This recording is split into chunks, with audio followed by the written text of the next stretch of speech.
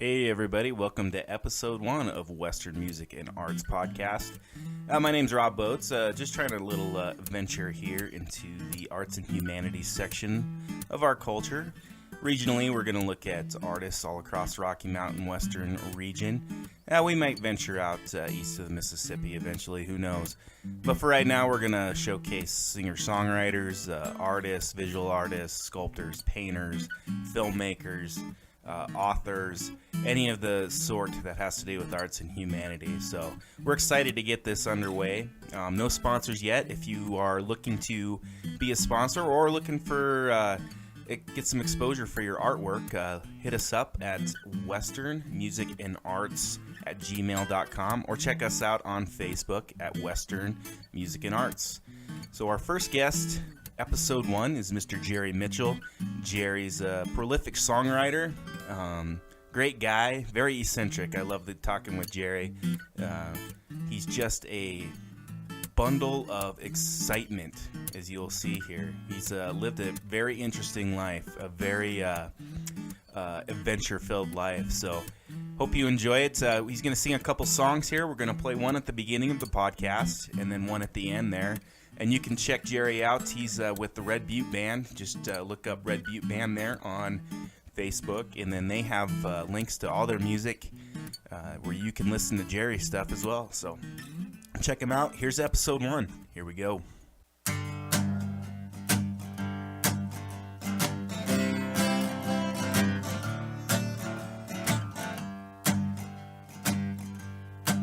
Well, Grandma said to Grandpa, you've been working too hard. If you ain't in the shed, you're out keeping up the yard. I think it's about time I hired you some help. Grandpa said to Grandma, I can do it myself. Yakadoo, waddle, lead on, lead on, lead on, babe. 'Cause I'm a high stepper when I get up in the morning. I'm a high stepper. I go about my day. I'm a high stepper. And I ain't gotta worry 'cause I step so high nothing gets in my way.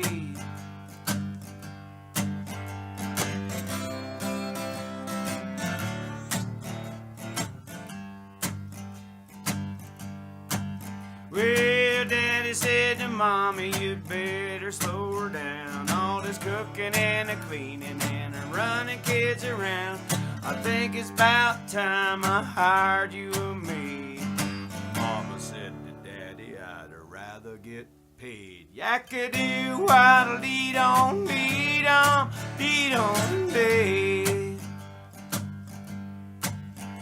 I'm a high stepper when I get up in the morning. I'm a high stepper when I go about my day. I'm a high stepper and I ain't gotta worry 'cause I step so high nothing gets in my way.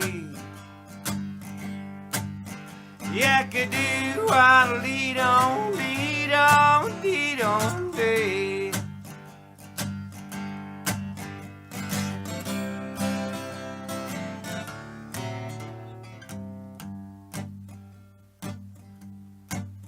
Well, the boss man called me to his office to say we gotta get her done by the end of the day. I hope you got this 'cause I gotta run. And I said, boss, I'm already done. Yakadoo, I'll lead on, lead on, lead on, babe. 'Cause I'm a high stepper when I get up in the morning. I'm a high stepper when I go about my day. I'm a high stepper and I ain't gotta worry 'cause I step so high nothing gets in my way. Yakadoo, I'll lead on, lead on, lead on, babe. I'm a high stepper when I get up in the morning. I'm a high stepper when I go about my day. I'm a high stepper and I ain't gotta worry 'cause I step so high nothing gets in my way. Yakadoo, waddle-dee-dong, dee-dong, dee-dong, dee. Yakadoo, waddle-dee-dong, dee-dong, dee-dong, dee. Yakadoo, waddle-dee-dong, dee-dong, dee-dong, dee. It's the Wyoming Cowboy Buddha. Yeah, it's the Wyoming Cowboy Buddhist chant. Yeah, that's what it is. Yeah. You know, and yeah, I know about that Buddhist shit, right? I don't really do it, but So today we got Jerry Mitchell with us. Jerry, I've known Jerry for how long have we known each other, Jerry? probably 6 years, 7 years. Yeah, 7 years. I think you were playing with a band called Godzilla Destroys when I Yeah. first met you. That's the first thing that I did when I got to town. Some basement shows. Some basement shows. That's where I met you. Yeah. So Godzilla was the first band you were in when you came to Casper. Yeah. How long you been here in Casper? Well, when I moved back from Seattle in 2012, Okay. February. So you lived off and on here. I knew you lived Well, in I Seattle. grew up here. Oh, okay. I went to high school here. Yeah. I went to University Park Elementary. Okay. I went to Dean Morgan Junior High. Okay. I went to NC, and I went to the University of Wyoming. So, I mean, that's as Wyoming as I Yeah. get. Oh, yeah. You're Wyoming bred. And both my parents were from Wyoming, even though I was born in Pocatello, Idaho. Yeah. My dad was in the Navy, so I'm excused. I'm still, it was close enough, you know. Yeah. I still consider myself as a native Wyoming as any person who actually happened to be physically born in Wyoming. Sure. Hell, they snapped me up 3 or 4 days after I was born and moved me, or took me up to Sheridan. Okay. So, right. So you were in Seattle for a bit then. Yeah. What were you doing there musically? Musically? Yeah. Oh, I played, I did the solo thing all through the 90s. Yeah. And somewhere in the early 2000s, a friend of mine that I had known in Taiwan, and I started a band with a guy who actually runs a recording studio there now that is named after me because I built it for free, and I got free recording for life out there. So with him and a rotating cast of drummers. That band was called The Flames of Hell. And So not singer-songwriter stuff like you just played for us. no, it was, and it wasn't metal either. Oh, what was it? No, it was kind of, I don't know. People thought, I kind of thought it was, you know, I don't know. I mean, I think that when I was overseas for like 5 years, right? And I think I missed something, right? Okay. Okay, and what I missed is what we did. Okay. Okay, so, 15 years later, 10 years later, a decade later, doing the stuff that you missed when you left, it was butt rock. It was, I mean, that's what people thought. It sounded like butt rock, right? It sounded like a hair band or whatever, right? But it wasn't what was happening in 2004. Sure. Okay. But not much butt rock going on in the Orient where you were for a No, there wasn't at all, and I missed that, and so I thought it was all brand new, and I didn't go back and listen to it either. Uh-huh. Well, and then I started playing the CD that we made, and for people, and they were like, it sounds just like this, and then they played me some bullshit, and I was like, fuck it, whatever. God, it was kind of embarrassing a little bit because I thought it was, I thought it was new and groundbreaking and original. Yeah. I was like, oh shit. Well, I guess there was about 3 years of that, and people had enough of it after 3 years, and I was like, oh shit. Like, why couldn't those have been my 3 years? You were a little late to the party. I was late. Oh, I was late and blind. It had already happened. Not only would the party had already happened, and they'd already demolished the building. Yeah, I got you. There was already a fucking hotel there. So musically speaking, when did you get started into music? Well, you want the real story? I want it, whatever you tell me. I only tell you that I only I got no reasons to lie. Okay. All right. High school. I think I was in high school. Yeah, I was in high school. I'm not sure what year, but I think it was fairly early in high school because it kind of was the end of that. They had this thing called the Stars of Tomorrow. Stars of Tomorrow. Okay. Do you remember that? I don't. You're a little more advanced in age than I am. Yeah, all right. Well, anyway, they had this thing called the Stars of I remember Tomorrow. Star Search, kind of like that. Yeah, I think they probably just changed the name. Okay, Or something all right. like that, probably after a bankruptcy or something. Anyway, they had this thing going on, well, I thought, you know what? I think I could sing. People tell me that I have a good voice, but I never sing with anybody, and I don't know anything about music, and I never had a music lesson, right? But I think I could sing, so I went to this thing, and they had all these people there that were like musicians and shit, right? And I was like, oh fuck, and I was like, well, you know, and here's the other deal. My family didn't know what to think about this, so they just kind of they just fucking dropped me off, right? So I'm there all by myself. Was your family musical? No, actually, it turns out that my ancestors were very musical. But your immediate family. It's like skip the generation, Yeah. my parents' generation, right? So I'm in the same boat. Yeah. Yeah. Before that, I had a great aunt who was like a music teacher in Seattle. For she got off the ranch and went to Seattle and had like a 50-year career teaching music at West Seattle High School, which is a really weird thing to find out when I lived in Seattle, to meet people, lots of people who had studied under her at West Seattle High School. That was weird. Yeah. Right? So anyway, back to the very beginning. That was my first musical experience. I went out and I sang Blowing in the Wind. Acapella. Just you on stage. Just me on stage. A little 13-year-old Jerry singing. Probably 14, about 13. 15. Yeah, okay. Yeah, maybe 14. Yeah. And did you win? well, fuck no. I didn't even no. Not even people close. thought my voice. No. I just wasn't sophisticated enough, dude. They had fucking bands. They had people playing guitar and singing at the same time. I'd never even held a guitar, you know.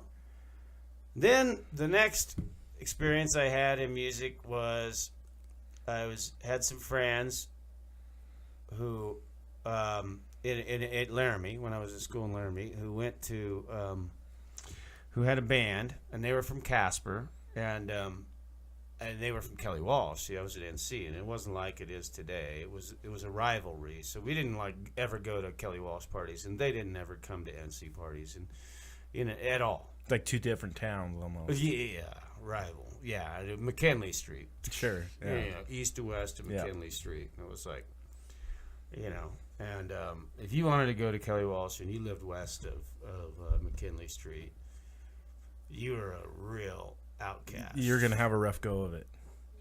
Oh, you still haven't been forgiven to this day. To this day. This day. It's still rough. Right. So what year is this that you meet these guys I from graduated in Kelly 1980. So the time I'm talking about must be like 1983, maybe 82. And there's this guy who was a really good. He was a good guitar player, and he's a really good keyboard player. He went on to become a great keyboard player, but back east, lives out in Boston, But anyway, they had all these songs, but they had me lyrics. Okay, and I'm like the poet guy. That's what I was. So by this time, this is what's happening. So you were writing poetry before you even thought about writing.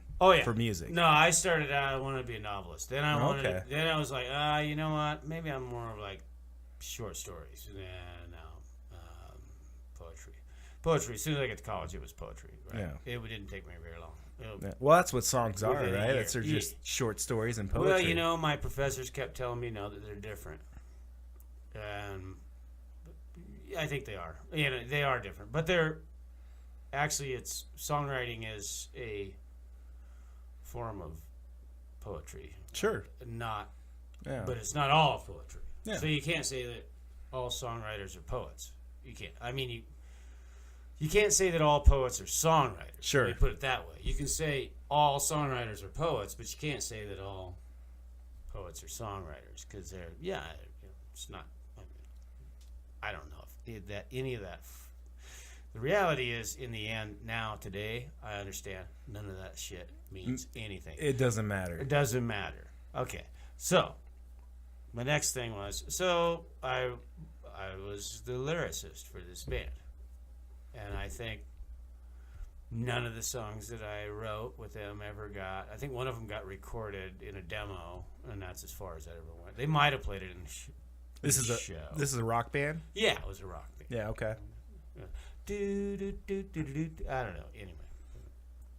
So what were you listening to at this time? Oh, all the stuff that people were listening to. I was big into reggae. Oh, okay. Yeah, I liked reggae a lot. I used to go down to Colorado and watch a lot of reggae shows. I saw Peter Tosh, I don't know how many times. And whenever the reggae guys would come to Laramie, I'd like have them over the house and smoke fucking pot with them and shit. Yeah. Right. And sometimes our pot was just not good enough for them. And just fucking, they got mad and left. Well, it's probably hard to find good pot in Laramie in the 80s, huh? Yeah. What they're used to, anyway. Yeah, what they were used to. It's like, it wasn't any of that. So, anyway,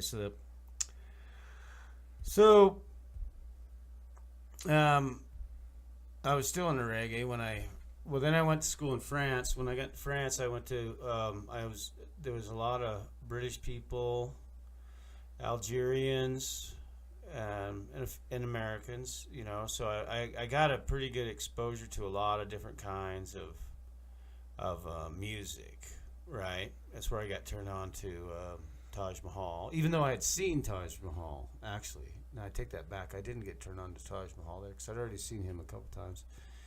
But it didn't matter. I mean, I wasn't a musician. I was just listening to the lyrics. I listened to everything for the lyrics at the time.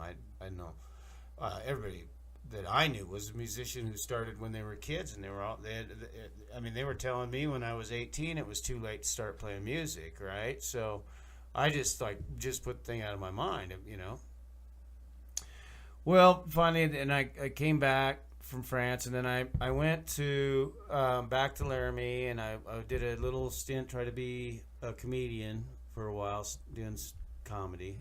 I guess the year before and the year after I went to France, and then after I graduated, I went and I got a construction job on the Fort Peck Reservation in North Montana to save up money to go, because I was also into languages. See, I had already studied French and German and Russian, right? Okay. So you could not be funny in multiple languages.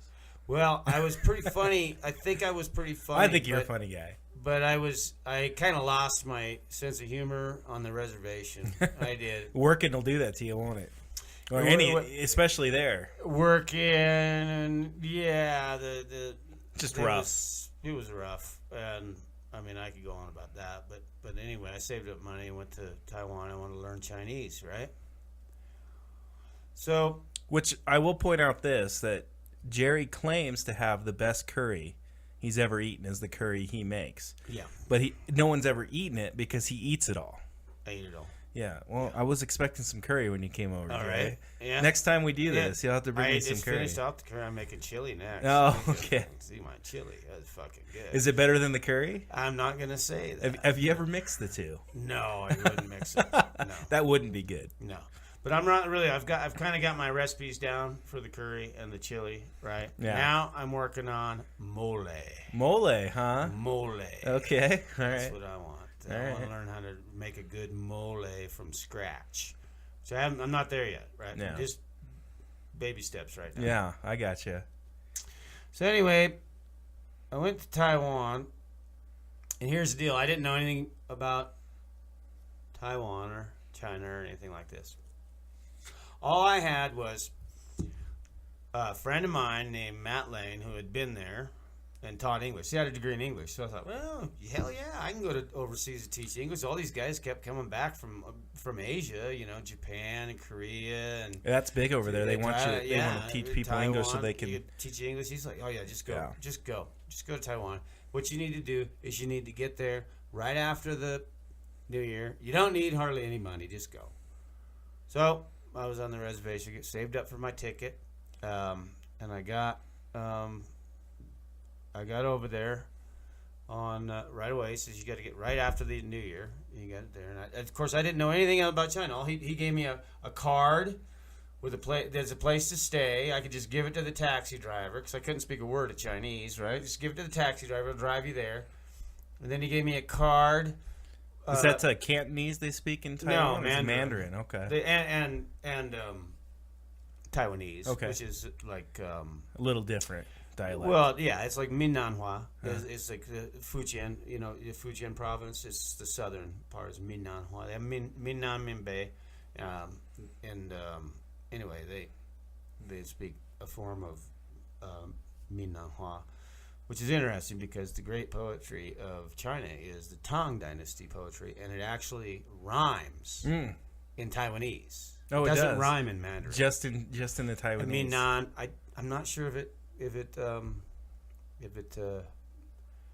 rhymes in Minbei Hua or not. I've had it read to me in Minnan Hua, the Taiwan Hua, and it rhymes. So that Eastern music's a lot different. The traditional Eastern music, it's very compared to a Western ear. It's a lot of different diminished chords and things like that. Would you say that? Well, I couldn't speak to that because at the time, I was such a beginner. Okay, let me finish this part. Sure. When I started playing music. Okay, so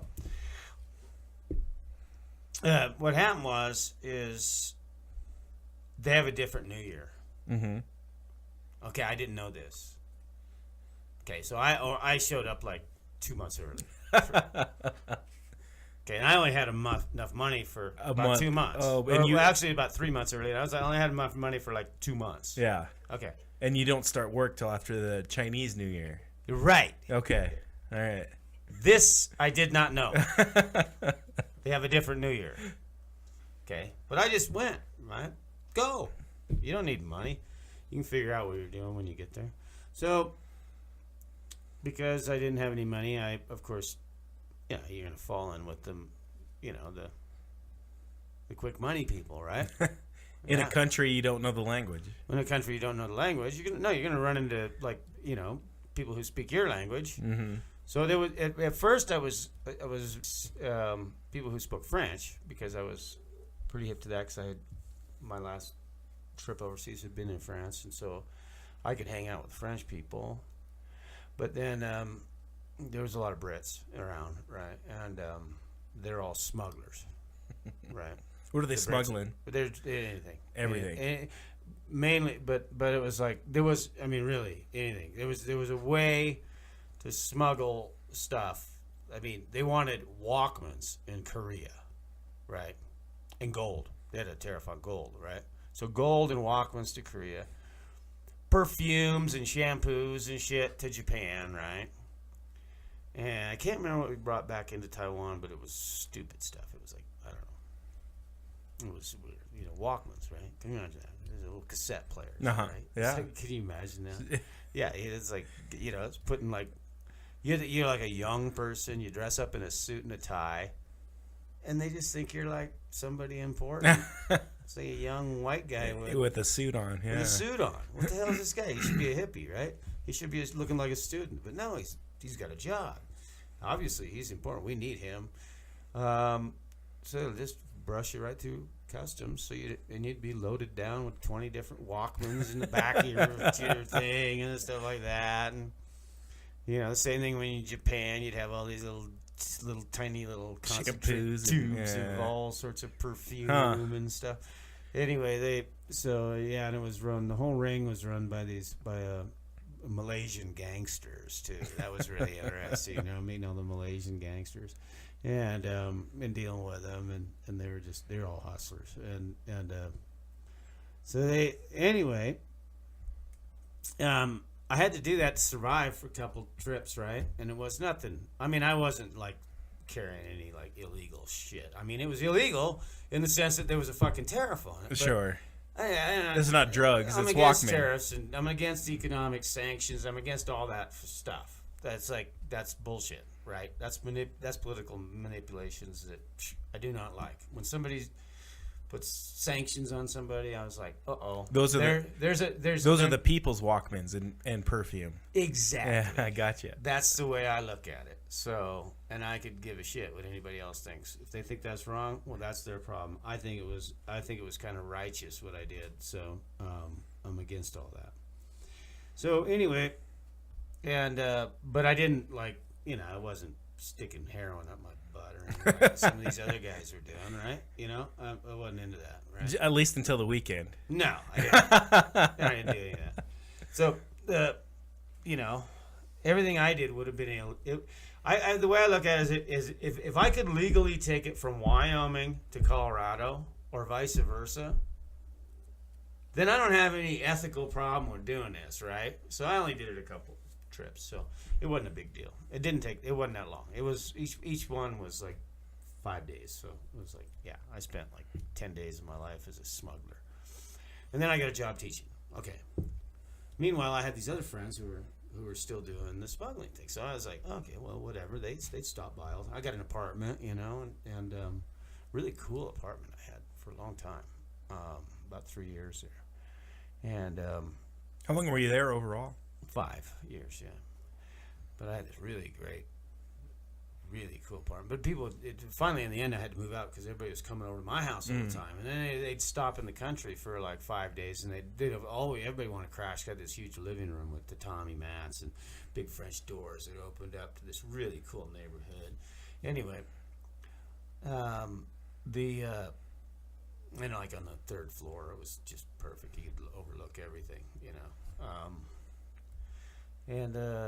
Anyway, this after a month or two, a friend of mine that was still smuggling, he comes by and he's like, "Hey mate, look at this! I got me a guitar." Yeah.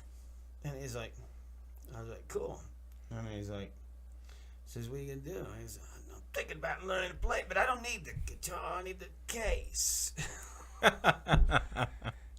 He wanted to look like he played guitar. Well, he'd noticed it every time he goes to the airport. They never checked in the instrument You could cases. fit a lot of Walkmans in a guitar case. He fit a lot of shit. Yeah. And also, he was making a lot of money because he was filling that guitar case with all sorts of shit. Who knows? That guy he'd run anything. So he didn't want the guitar. He wanted the case. He wanted the case. So he gave me the guitar. Yeah.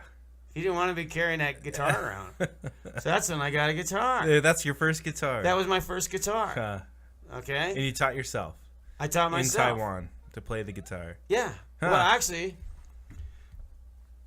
yeah. Because this is before YouTube tutorials. Oh, yeah. No. And I'm sure there's not too many guitarists walking around Taiwan, right? There was enough of these travelers, especially the English guys, who would show me things. And a couple of them actually were traveled with their guitars. Oh, okay. And so there was... But they're Westerners that are teaching you this.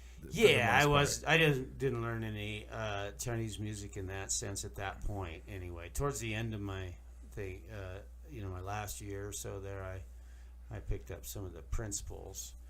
In Asia, in East Asia, it's Okinawan music. Yeah, from Japan. Yeah. Well, but it's not Japanese music. Yeah. It's Okinawan. It's its own thing. Okinawa. So you got to understand. Okinawa is a bigger deal than you might think.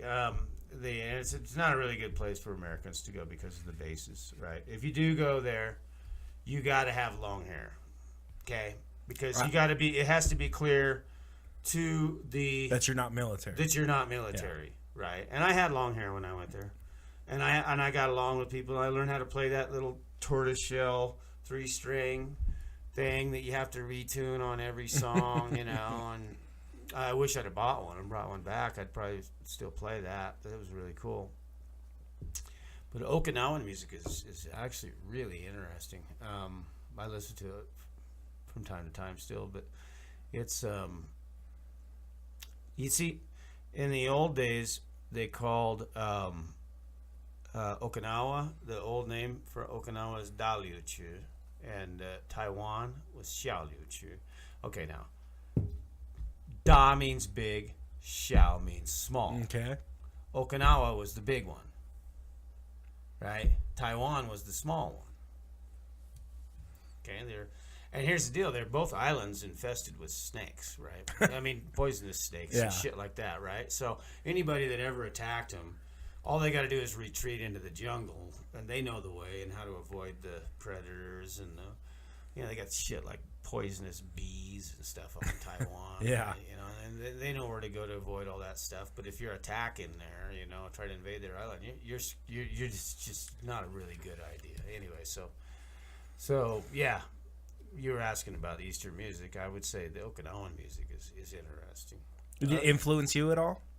Like today, if we... No, I don't think so. No. I mean, maybe in a little bit of the vocal things, my vocalizations, I take from a little bit of that. More, actually, in that sense, I'm probably more influenced, or I tried to, listen, pick up sounds and changes, tonal things from Taiwanese folk singers, right? There's a few of them that I really like. Kind of that sweeping vocal, little bit of... I don't know. It's hard to how to explain. Yeah, I can see where you're coming from, though, in your vocal style. Yeah. Yeah, but still keep it Wyoming, right? Sure. But it's kind of like I've seen what they do with their songs and their lines, and how they sing them. And how do you do that in English, right? And so every once in a while it comes up, when I'm writing something, it'll like say, oh yeah.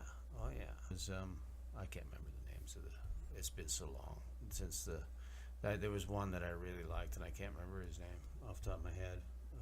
It'll come to me as soon as I get home or something. I don't listen to that stuff much anymore, right? So what do you listen to these days? These days,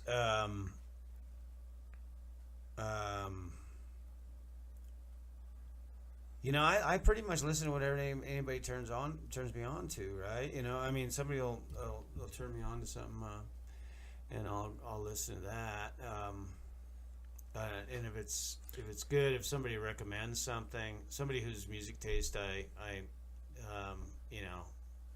feel a connection to, if they tell me there's this new album out, you got to get it, I will get it, right? And if they have good taste in music. Do you prefer to listen to singer-songwriter stuff? It doesn't, not necessarily. Not necessarily. No, actually, what when I do my own music, and what I look for when I'm buying music is that I went back to the earliest forms of singer-songwriter music, which is the Deutsche Minnesänger, right, from the German, right? So it's an old German. So you can't really, even if you speak German, you can't really follow it very well. But you get the books with all the translations. So anyway, I got recordings of those, and I'm kind of moving through time, right? So I'm in the early Renaissance now, and I'm collecting music from the early Renaissance. And that's kind of what I listen to when I actually want to listen to something for, kind of to check out. Right. Okay. Is what I listen to. Yeah. But if I'm going to enjoy something, I just don't know. I never know. I mean, it'll take me a while. You know what I do? This is what I listen to, right? It's kind of like the radio. We had this great radio station in Seattle. You can hear it here. It's called KEXP, and it was just amazing. But it was even better when it was called KCMU. And they just play random shit one after the other. It was just a mixtape. It was just it'd be. You get a little musical whiplash. Yeah, I mean, it would be like, you'd hear George Jones, and then the next song would be the Ramones or something. Ale fuck it Toure, right? And then it would be like Metallica, right? Yeah. And then it would be, Glenn Campbell, right? It would be like that, right? Yeah. So I have this pretty good sized iTunes library. I can't remember how many weeks it would take to listen to my whole iTunes library. There's a ton of classical on it. There's a ton of I would say, if anything that I'm not really into and just don't like, in general don't like. I have very little of it on there. Maybe, I mean, if you played all of my jazz, you would probably get, there might be a day. In a day, you could probably listen to all of it, right? And it's just not really that much, right? And there's maybe 30 albums in there. And to tell you the truth, I only like about a quarter of it anyway. And they're supposed to be the greatest jazz albums ever made. And I'm like, all right. Yeah. A little, in my opinion, a little jazz goes a long way. A little jazz goes a long way. So, and it isn't like I don't turn. I love it, but it's so complex sometimes. It just it wears me out. You know what I mean? It's just my brain just can't keep up with a lot of what they're doing. You know, I mean, if I had grown up playing music, I would have a different perspective on this. Yeah, and as a bass player, I love it because those jazz bass players are just phenomenal. Oh, you yeah. know, they're just, well, all the musicians in jazz are great. Right. And if you're playing a song in a normal band and you break out with something like that for about 5, maybe 10 seconds, it's really cool. Yeah, right. But if you got to listen to that shit for 4 minutes straight, come on. You're right. Yeah, right. You know? Yeah. It's like, no, I mean, I'll do it if it pops up. So I just open up my iTunes and put it on random. Mm-hmm. So, I mean, you know, I'll be sitting there and it'll be like, you know, the Hindu love gods followed by, you know, Mozart, you know. Yeah. You know, and then Ali Farcature, and then you know, and then some French folk song, and then, you know what I'm saying, and then it goes into Palestrina, or, you know, and then it just goes random. Do you listen to your own stuff?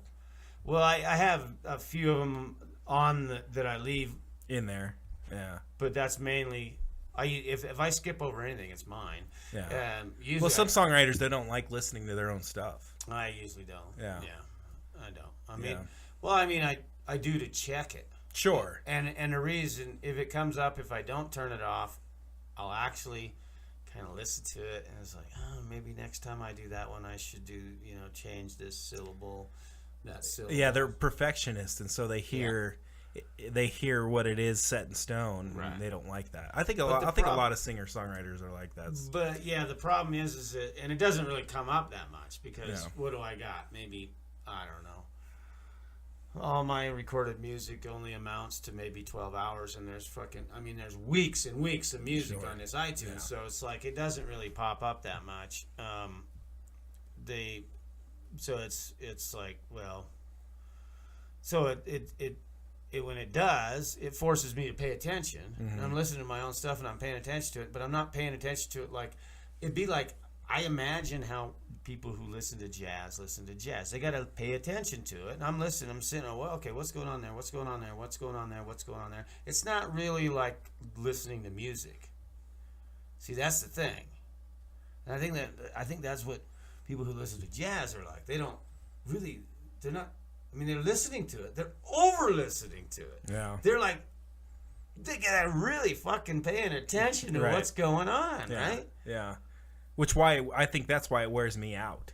I think that unless you're a musician, you don't listen to music like that. Yeah, yeah. And there are very few people who aren't musicians who actually get into jazz. That's true, yeah.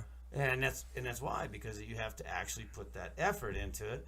I'm sure it's enjoyable, right? Sometimes listening to my own music is enjoyable, right? You know, if there's a good take and it happens to come up and I listen to it, I'm like, oh, I did a good job that time. I liked what that guy did on the drums on that, or something like that, right?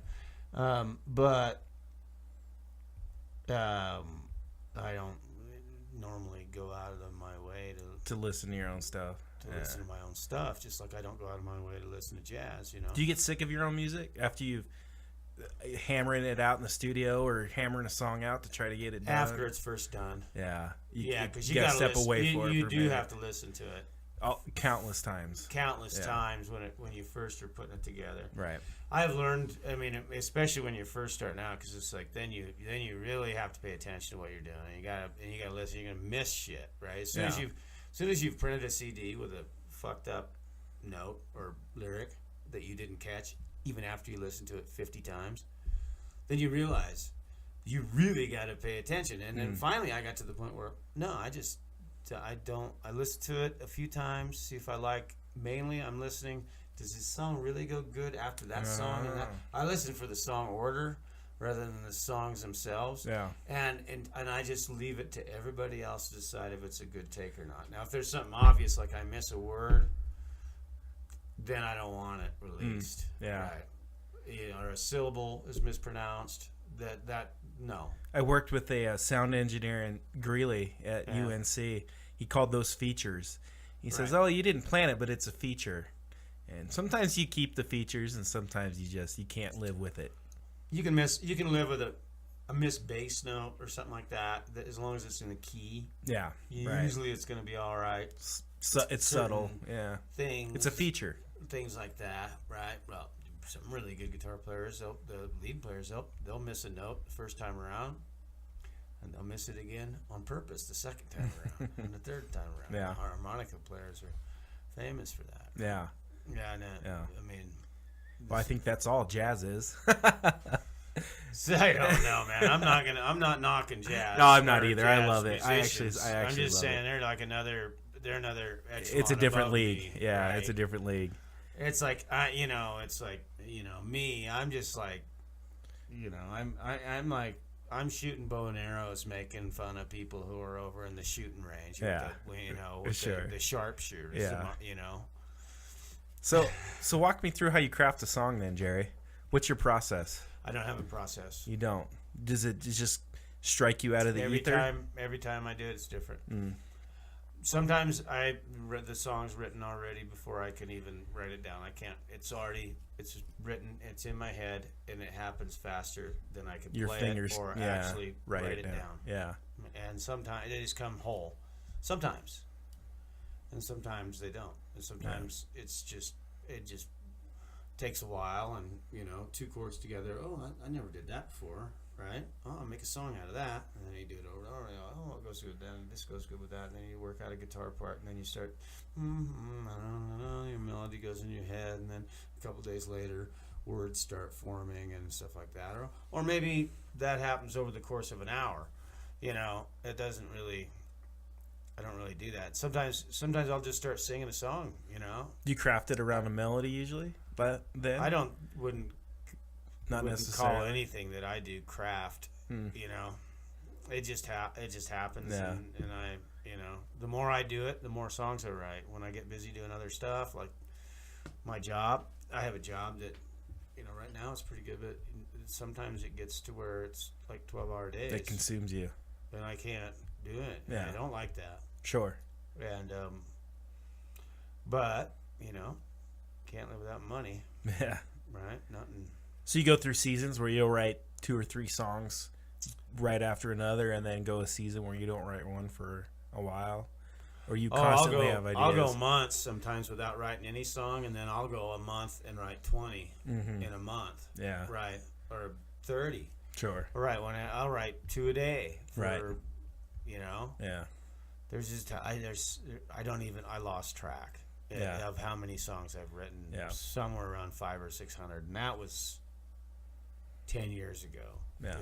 So I don't know. It just doesn't. I don't know where they are. They fall away. Sometimes I lose them. Sometimes I'm like, shit, I cannot find the lyrics to that song. I can't remember that song except for this one really part that I love this part, and I try to and I can never recreate them. Yeah. If I lose the lyrics, it's gone. I mean, I write them down, and it's kind of like that because I write them down, and I was like, okay, that's safe. It's written down. I don't have to think about it. I can go back and find it whenever it comes to mind, when the right musicians to play with. I think we're spoiled in the digital age because I'll come down here and I'll start tinkering and like, oh, I like that, so I'll get it on tape. Right. And then I'll go through and listen again, and I'm like, I should really explore that. This actually sounds pretty good. Or I'll say, this thing sounds like crap. I wonder what I was thinking to even put it on tape. Well, I could do. Well, I mean, I could do that. I got other recording Sure. devices, but I think we're spoiled in this day and age. Yeah, it is easier now. I used to actually do that more when I had a 4-track a cassette player. Just a deck, yeah. It just made more. It just. I don't know. It just seemed easier because it was just like you just push, these 2 buttons on the thing, and it was record and play right at the same time, and then it starts recording and playing. and then you got a note of it, right? Well, now he's like, all right, we got to set the mic up here. We got to do this. We got to do that. And I know more about recording, so it's kind of like I'm a little more demanding about. You know, it's like, hey, if you're gonna do it, you might as well do it right. Yeah. And it's like, well, no. Let's talk about what you're doing now. You're in. What's your main project now? Is Red Butte, right? Yeah. Yep, Red Butte. And you and Chris are the main songwriters in that, right? Yeah. Chris is a phenomenal songwriter as well. Yeah, he's good. And we played together. He's the one who got me started. Yeah. Well, I was just playing around with that guitar. Not in the butt rock band. No. No, he wasn't in Seattle. He came back. When we came back from Taiwan, he was in Taiwan when I was there, right? When we came back, he came back to Wyoming because he had studied forestry. You see? Yeah. Well, I got married over there. So Seattle was kind of halfway between between Taiwan. She was Taiwanese and Wyoming. It took about as long to drive from our house in Seattle, door to door, to my parents' house here in Casper. Then it took her to go door to door from our house in Seattle to her parents' house in Taiwan. It's about the same length of time. And your kids are pretty musical too. I remember your daughter played. Oh, what was it this last Christmas? And in the tap room at Frontier, and you could have heard a pin drop when she started playing. Just gorgeous. She's really good. Yeah, she studies at Michigan, University of Michigan, which she really loves. Yeah, and I'm glad she went there because excellent violin player. Yeah, violinist. She's amazing. She's really good, actually. But these kids, they grew up playing music, right? When they were little. They weren't singing a cappella. They had an instrument in their hand, and yes, my as soon as my daughter could hold one, she wanted to play. She saw her brother practicing because they're like 8 years apart, right? So she saw her brother. He was just like the most amazing thing. So when that's what she wanted to do. She wanted to do. I think she wanted to play violin before she could walk. Yeah. She couldn't, obviously. We had to wait, and as soon as the teacher would let her, when I think she was 3, we started her on this like tiny little violin, and she was so stubborn about it. She had to be able to. And then when she got a little bit older, she was like trying to beat her brother at it, right? Yeah. And she got really good, but it was great because she also had there was a handful of kids in Seattle that were in similar situations to her that were really good and had really good teachers, and so they were all back and forth on they always have these, they call them competitions. I don't know what to call them, because I don't know what a competition in music really is. It's not really right. It's like, they say it's no, it's pretty obvious what this is, and I said, it's actually pretty subjective. Yeah, very subjective. You can't tell me that's. But they're very serious about these competitions, and the kids take them really serious. Sure. And it's interesting how they kind of rotate. Everybody gets to win one year. The ones that are sticking with it the longest. Yeah, they paid their dues. They get a win. Yeah. And then they'll get a win. You get one. I got a win when I was 8, and then I got another win when I was 13, and I got another win when I was 17. And it's like I'm going like, well, how many of you were there that were in your level around there? There's 4 of us. Yeah, it was your turn. It was your turn, and each one of those they won them each year. And it just kind of keeps the kids going, right? Tell me about these songs you played for us. Give us a little bit of background on them. Well, I told you about the High Stepper song. Yeah. Right. Yeah. And what else did I play? The Johnson County. County. Well, I mean, you just listen to the song. It's pretty fucking it's cut and dry, right? Yeah. It's about the singer of the song actually has the girl by the end of the song, right? Sure. I think I sang a couple words wrong, so maybe it wasn't very clear. It probably wasn't. I think I did. I think I messed up a couple words that probably meant the meaning, but yeah. you know, I mean, he's I don't know, it doesn't tell you in the song if it's his wife or girlfriend, but she her first husband was, you know, died in the mine, or died somehow. He worked in a mine, and then she had a 10-year-old kid, and all the guys in. And see, that's going back to what you talked about. It's a small story. It's a small story. Small little story, right? Yeah, story. Nothing really happens. Yeah. But it's just kind of description of a situation. Well, it's kind of life, right? But then Nothing at the end, really you happens. move it forward just by changing one vowel. Yeah. Right? Yep. Or not vowel, but verb. Yeah. Right? Yeah. You know, all the lonesome buckaroos from here out to KC are waiting for the moment the dream of Johnson County sheds a ring. Okay, and then the next verse, or the next, when you repeat the chorus at the very end of it, you know, all the lonesome buckaroos from here out to KC were waiting for the dream of Johnson County to shed her ring, right? So obviously she's, you know, the singer. Yeah. I think it's obvious that it's the singer's gal now. Yeah, right? yeah.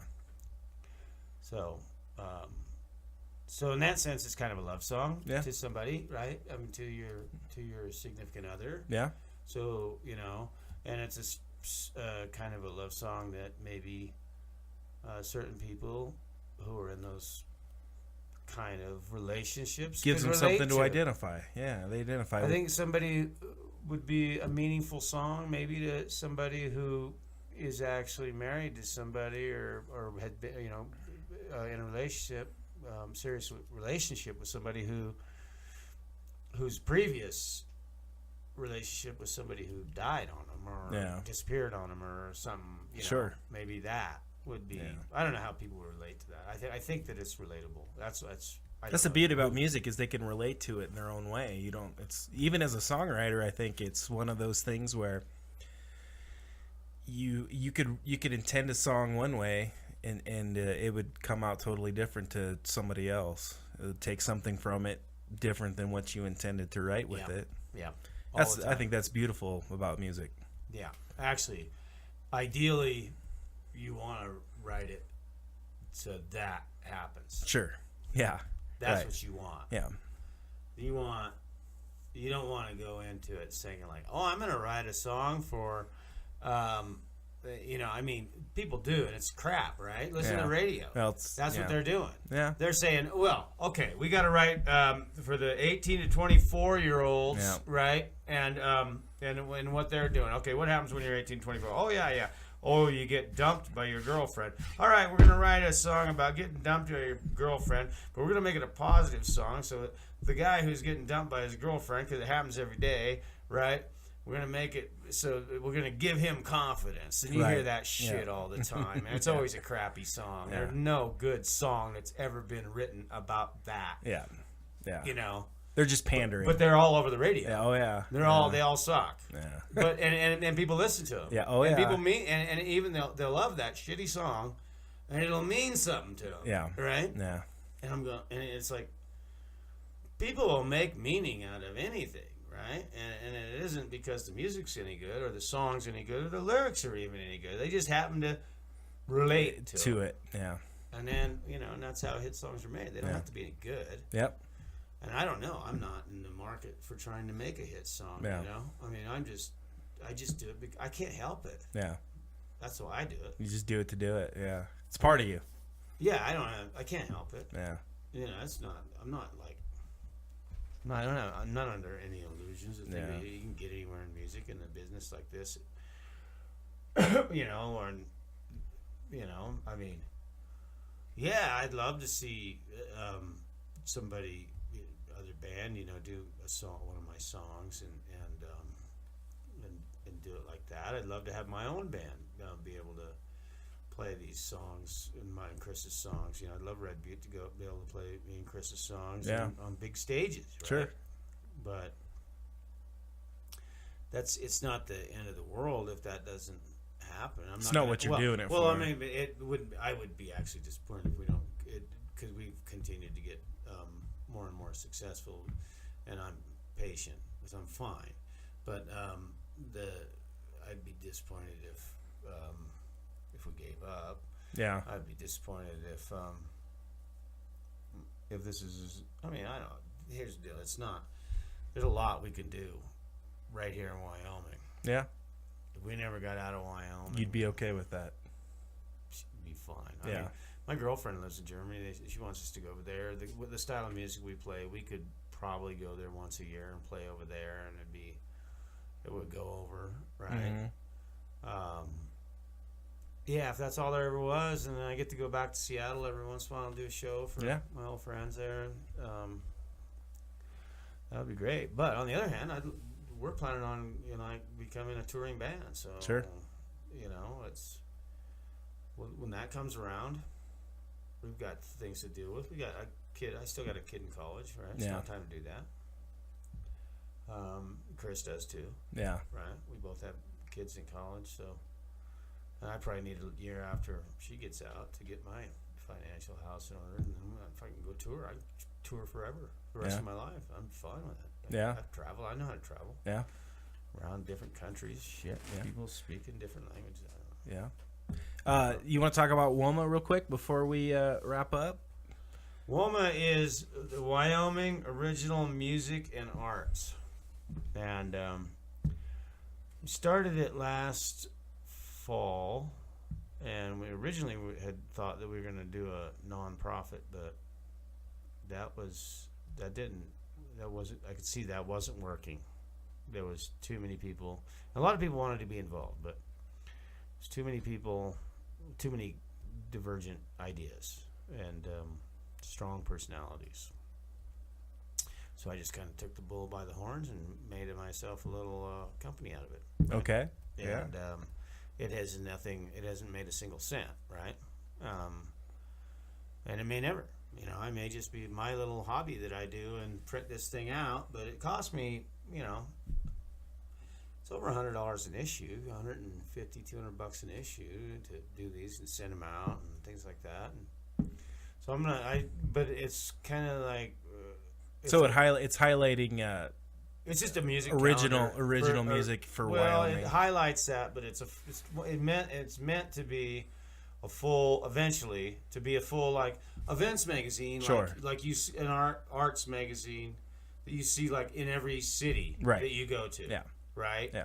Down in Fort Collins, they got Scene. Mm-hmm. Where they got Denver's Westworld, I think. Yeah. In Seattle, it's the Seattle Weekly and the Stranger. Every metropolitan area you go to, they got that. Well, we don't have a metropolitan area that can support that. Right. But if you do go to a city of 500,000 people, they'll have one of those. Yeah. Yeah. Okay.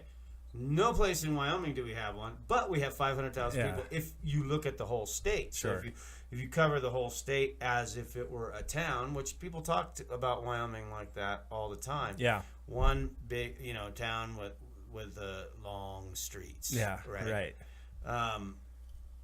So that's kind of the concept. That's what I wanted eventually to be. But we're a little bit, we'll get back into print next week.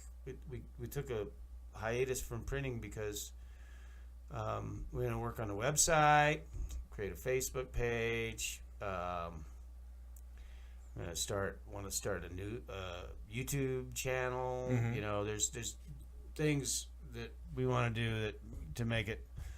And then we have those QR codes, mm-hmm. and the print will have those now, so that you can scan it with your phone or whatever and go straight to the website. Yeah, I think it's a great idea. Yeah, and so in other words, that the print version ends up being kind of like an advertisement for everything else. Well, if you're traveling through the state, you can say, I wonder if there's any music in Jackson tonight. Well, I've talked to people who work at motels who go around looking for this events magazine that does not exist in Wyoming. Right. Yeah, sure. Right? Yeah. And there's music in every little town. You can go to Thermopolis and listen to Rob Wiseman on a Tuesday night sometimes, or you can go to Jackson. The problem is that they don't schedule that far enough in advance in those little towns. So this is what I've learned by trying to do the print one, because I was putting out a print calendar mm-hmm. for every 2 weeks. Okay, really throwing like $300-$400 a month at this thing. Yeah, just to see if it was going to work. Everybody loved it. Yeah, right. People wanted it. If I forgot to leave it at some of the bars, they would call me or get a hold of me, or send me a message on Facebook. Are we getting issues this month? Where's our issues for the new WOMA, right? You know, I'll run them over there. You know, oh shit, I forgot them. You know, but no, I don't forget anybody anymore. But anyway, it's kind of like, you know, it was kind of, it was testing the concept. Yeah, and it's still relatively new too. It's still relatively. We only started in the middle of January. Working the kinks out still. Yeah, and I've put out 7 issues, and then now it's okay, or maybe the next, I can't remember, but it's so that's what WOMA is. And it's WyomingOriginal.com. Okay, is what will be when it. And I'm sure it gets up. Facebook, we'll have the Facebook it's out. The same thing. Wyoming Original Music and Arts, WOMA, WOMA. Yeah. And I just thought my whole goal is just to get it started, make it into maybe something that could this self-perpetuate. Yeah. So that we have it. Sure. Because we don't have that resource. Yeah. Well, I appreciate you coming, Jerry, and talking with us. We just passed the hour mark, and you're my first one, so I don't know when this will go up. Yeah, we'll see if it's for the dozens of people out there listening. You've been listening with Jerry Mitchell, and great singer-songwriter out of Casper. Can they listen to any of your stuff? Red Butte's got some stuff they can just online. Search Red Butte. Red Butte Band on Facebook, I think, brings you up to their Facebook page. Yeah. And keep everybody updated on that. YouTube's Red Butte. YouTube yep. You got some videos on there. And you just did the NPR Small Desk competition, right? I think I saw you on there. That's a great video. I enjoyed that one. Yeah, I did. That was at Dave Nefarious's work, right? Yeah. Right? Yeah. Yeah, I have a good feeling about that. I think we're still in. I think they might like that. It's hard to say. I know that they in an email they mentioned Wyoming, right? Mm-hmm. Go back and I think there's less than a dozen. I think there's six or seven. Yeah, entries from Wyoming. Yeah. So, I think half of them are from Casper. Probably. Yeah. But no, I thought it was great. I think what you're doing with Red Butte and WOMA is great for the Wyoming music scene, and I appreciate you doing it. So, you come back and talk with us again? Yeah. Yeah? Right. Yeah, but we'll have you back. All right, thanks, Jerry.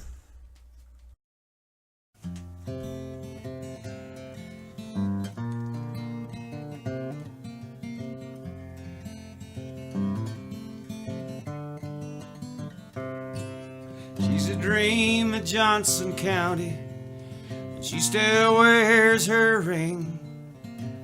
Goes around in work shirts and unembroidered jeans, except every other Sunday at her Reverend Teller's church. She'll powder up a little bit and wear a blouse and skirt. She lives out in a cabin on Mr. Fisher's land, raising up her 10-year-old to be a good ranch hand. She's a widow of a miner who grew up in this town, still holds a high school record for 46 touchdowns. And all the lonesome buckaroos from here out to KC are waiting for the moment the dream of Johnson County sheds her ring.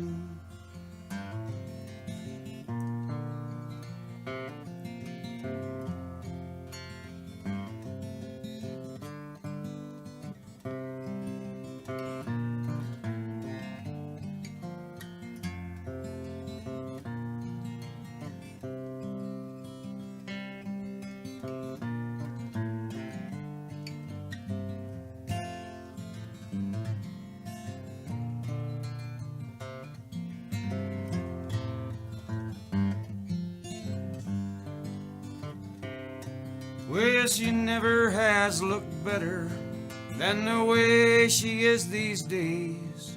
There's something about loyalty that shows up in the face.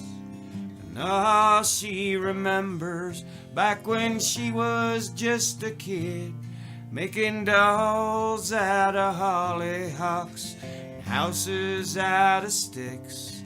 Now she's a dream of Johnson County, and she still wears her ring. There's some things worth remembering, good reasons for to cling. But sometimes in the evening, after the sun goes down, she puts her boy to bed and wishes someone was around. And all the lonesome buckaroos from here out to KC are waiting for the moment the dream of Johnson County sheds her ring.